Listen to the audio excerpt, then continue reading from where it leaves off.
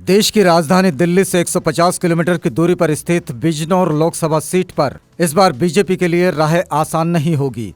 ऐसा इसलिए क्योंकि 2 बार विधायक रहे मौजूदा लोकसभा सांसद कुंवर भारतेंद्र सिंह के काम से जनता संतुष्ट नहीं है। बीजेपी के कमजोर पड़ने की वजह दूसरी ये भी है कि इस सीट पर सपा बसपा गठबंधन का असर पड़ना तय है।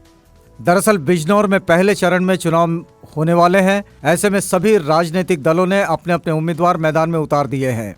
बीजेपी जहां अपने मौजूदा सांसद कुंवर भारतेंद्र सिंह को टिकट दे रही है, वैसे ही कांग्रेस की तरफ से नसीमुद्दीन सिद्दीकी को टिकट मिला है। बहुजन समाज पार्टी ने मलुक नागर को टिकट दिया है।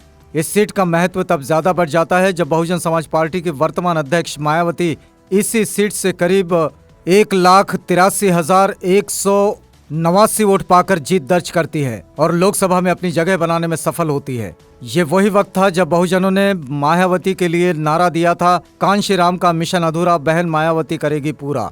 इसी सीट से जीतने के बाद मायावती राष्ट्र की राजनीति में अपनी पहचान बनाने में सफल होती है। अब एक बार फिर मायावती की कोशिश होगी कि वो बिजनौर से बहुजन समाज पार्टी को जीत दिलवाए। साल 2014 के लोकसभा चुनाव में जब देश को सपने दिखाए जा रहे थे, उसी वक्त 2 बार के विधायक रहे बीजेपी सांसद कुंवर भारतेंद्र सिंह 45.92% यानी कि 4,86,913 वोट पाकर जीत हासिल करते हैं। मगर 5 साल गुजर जाने के बाद और सांसद बन जाने के बाद वो ना तो जनता के बीच काम को लेकर और ना गांव की ओर कोई रुख करते हैं, जिसकी वजह से बिजनौर निवासियों का मन अब अपने सांसद से नाराज है, जिसकी वजह से वो इस बार बीजेपी के विकल्प तलाश रहे हैं। वैसे सपा बसपा आरएलडी महागठबंधन को इस सीट पर फायदा पहुंचता नजर आ रहा है, क्योंकि अगर पिछले ही लोकसभा चुनाव की बात करें तो इन तीनों दलों ने मिलकर 5,35,611 मत हासिल किए थे।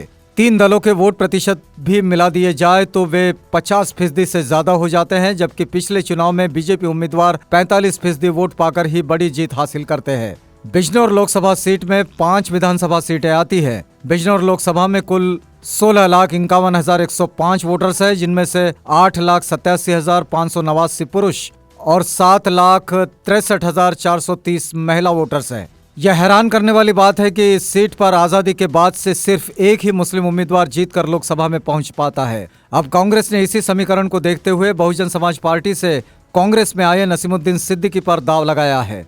नसीमुद्दीन सिद्दीकी बसपा सुप्रीमो के करीबी तो रहे हैं, इस वजह से उन्हें बीजेपी से लड़ने का अनुभव पुराना है, मगर बहुजन समाज पार्टी के खिलाफ उनकी ये पहली लड़ाई है। अब देखना दिलचस्प होगा कि कभी रामविलास पासवान, मीरा कुमार और मायावती जैसे नेता जिस सीट का महत्व बढ़ा चुके हो, वहां जनता महागठबंधन पर भरोसा करती है या फिर कांग्रेस और बीजेपी को चुनती है, क्योंकि आंकड़ों के हिसाब से तो महागठबंधन का दबदबा इस सीट पर ज्यादा बन रहा है। बाकी बीजेपी और कांग्रेस के लिए इस सीट पर जीत हासिल करना किसी चुनौती से कम नहीं।